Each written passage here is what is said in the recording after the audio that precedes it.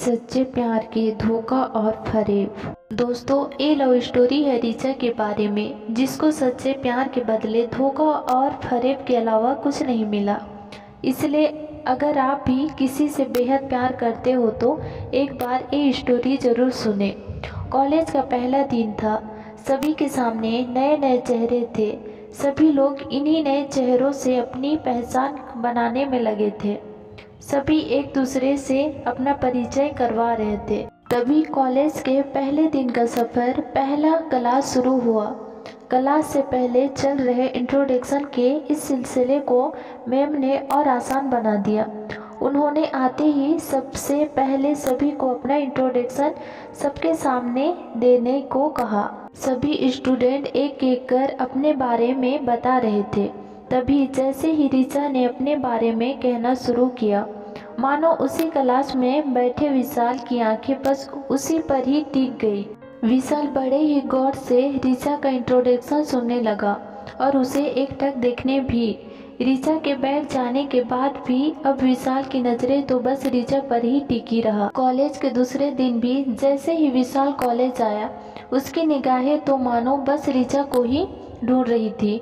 विशाल ने ऋचा से किसी भी तरह, किसी भी बहाने से बात करने की बहुत कोशिश की, लेकिन उसे ये मौका ही नहीं मिल पाया। ये सिलसिला काफ़ी दिनों तक चलता रहा। तभी एक दिन कॉलेज में एक असाइनमेंट के लिए एक ग्रुप बनाया गया, जिसमें ऋचा और विशाल का नाम एक ही ग्रुप में था। ये सुन विशाल बहुत खुश हो गया। आखिर अब उसे ऋचा से दोस्ती करने का मौका जो मिल गया, और वो इस मौके को किसी भी हालत में गंवाना नहीं चाहता था। और हुआ भी ऐसा ही। साथ असाइनमेंट बनाते हुए ऋचा और विशाल में बातचीत शुरू हो गई और फिर देखते ही देखते दोस्ती भी हो गई। समय के साथ साथ अब ऋचा और विशाल काफ़ी अच्छे दोस्त बन चुके थे, लेकिन ऋचा और विशाल के दोस्ती धीरे धीरे कुछ ज़्यादा ही बढ़ने लगी। फिर एक दिन मौका देकर विशाल ने ऋचा को प्रपोज कर दिया। ऋचा भी विशाल को मना नहीं कर पाई, क्योंकि कहीं न कहीं उसके दिल में भी विशाल के लिए प्यार वाली फीलिंग आ चुकी थी। अब दोनों दोस्त के साथ साथ लवर भी बन चुके थे।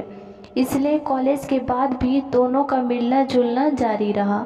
अब तो पूरे क्लास को भी ऋचा और विशाल की लव स्टोरी के बारे में मालूम हो गया था। विशाल हमेशा ऋचा को महंगे महंगे गिफ्ट देता और ऋचा भी प्रोजेक्ट बनाने में विशाल की हेल्प करती। सभी कहते कि ऋचा और विशाल एक दूसरे के लिए ही बने हैं, यानी कि ये परफेक्ट कपल है। ऋचा भी हमेशा विशाल से शादी के लिए पूछती थी, तो विशाल हमेशा ऋचा को भरोसा दिलाता कि अब वो उसके बिना नहीं जी सकता।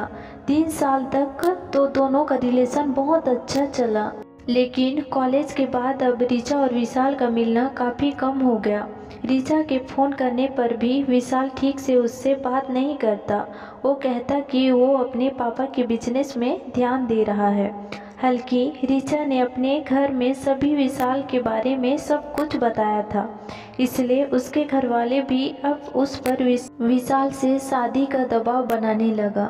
लेकिन अब ऋचा अपने घर वालों को भी कोई जवाब नहीं दे पा रही थी। फिर एक दिन ऋचा विशाल के पापा के रेस्टोरेंट पर पहुंच गई। वह उस वक्त विशाल नहीं था, तो ऋचा ने विशाल के पापा को कहा कि वो विशाल की फ्रेंड है और यहाँ से गुजर रही थी, तो यहाँ आ गई। विशाल के पापा ने ऋचा को बताया और वेटर से कुछ खाने पीने की चीज़ें लाने को कहा।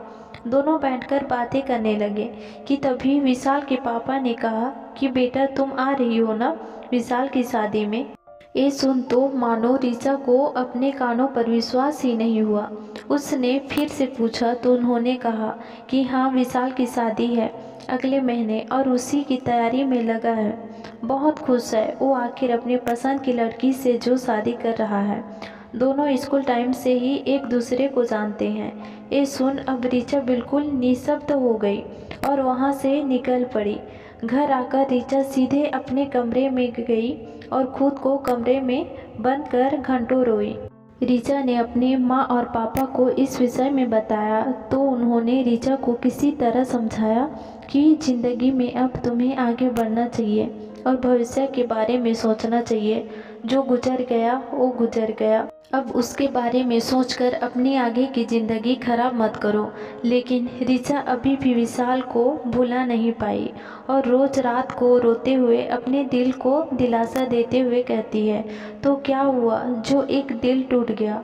दोस्तों, आपका प्यार हमेशा सफल और सच्चा हो ये ज़रूरी नहीं होता।